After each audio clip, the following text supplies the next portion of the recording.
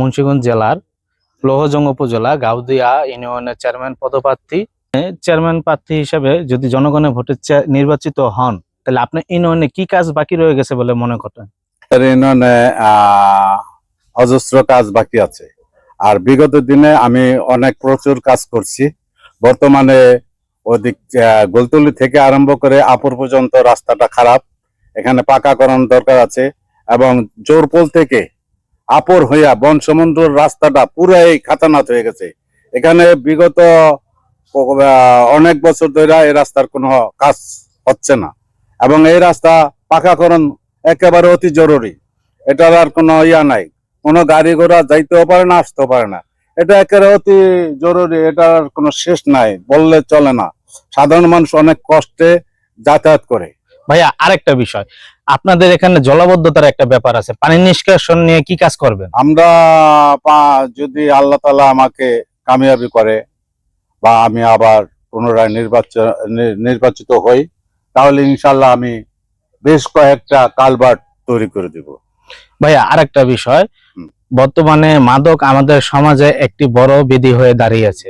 মাদক নির্মূল নিয়ে কি কাজ করবেন? আমি প্রত্যেকটা ওয়ার্ডে ওয়ার্ডে কমিটি গঠন করে দিব, এবং কমিটির মাধ্যমে যারা মাদক সেবনকারী তাদেরকে আমরা সুস্থ করার জন্য একটা ব্যবস্থা নিব। সুস্থ করলে ওরা পরবর্তীতে যা ভালো হইতে পারবো। আর ওই মাদক অবস্থায় যদি আমরা অত্যাচার নিপীড়ন করি আর বাইরে যাইব, যাতে ওই জিনিসটা না হয় সেই ব্যবস্থা করব। প্রত্যেকের আমরা চিকিৎসা দিব। জি ভাইয়া, আরেকটা বিষয়, বাংলাদেশ কৃষি প্রধান দেশ, কৃষকদের নিয়ে আপনার ভবিষ্যৎ পরিকল্পনা কি? আপনার কৃষকদের নিয়ে চিন্তা ভাবনা আছে। যেমন আমাদের এই বনসমুদ্র, ওই বর্দিয়া, ওই গাউদিয়া, এই এলাকার যে কৃষি জমিগুলো আছে, এই কৃষি জমিগুলা ওই পানি সবসময় পানি নিষ্কাশন করতে পারি না আমরা।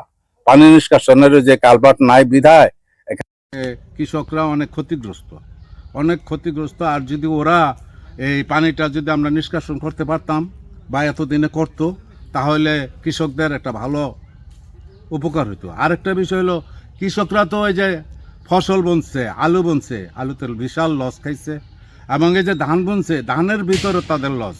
কৃষকরা অ্যাকচুয়ালি ভালো নাই, কৃষকরা খুব নাজুক অবস্থায় আছে। তাদের জন্য সরকারের উচিত ভালো ভালো পদক্ষেপ নেওয়া, এবং কি সারের দাম কমাই দেওয়া, বিভিন্ন ভর্তুকি দেওয়া।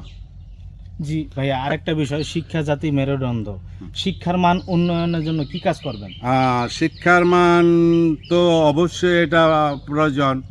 আর শিক্ষার জন্য আমরা এটাও আমাদের সামাজিকের ভিতরে একটা গণ আন্দোলনের মতনই করা দরকার, যাতে আমাদের ছেলেবেলেরা ভবিষ্যতে সুশিক্ষিত হইয়া আমাদের দেশকে সুন্দরভাবে আগায় নিয়ে যাইতে পারে, সেই ব্যবস্থা আমরা করব। জি ভাইয়া, আমার আরেকটি গুরুত্বপূর্ণ প্রশ্ন হলো, বিগত দিনে বিভিন্নভাবে বয়স্ক ভাতা, মাতৃত্বকালীন ভাতা এবং কৃষক ভাতা, জেলে ভাতা, বিভিন্ন ভাতা নিয়ে বাণিজ্য চলছে, বাণিজ্য দেখছি আমরা।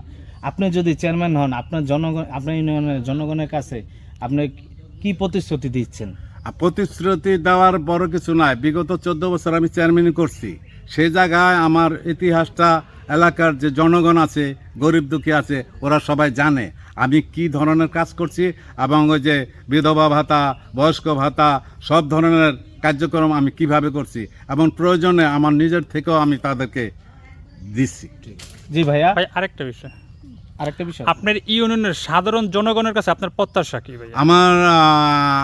আমি আগামী নির্বাচনে আমি গাউদিয়া ইউনিয়নবাসীর কাছে আমার প্রত্যাশা, সবাই যেন আমাকে ভোট দেয় এবং সবার খেদমত যেন আমি করতে পারি। আমি রূপসী বাংলাকে জানাই আন্তরিক অভিনন্দন ও শুভেচ্ছা।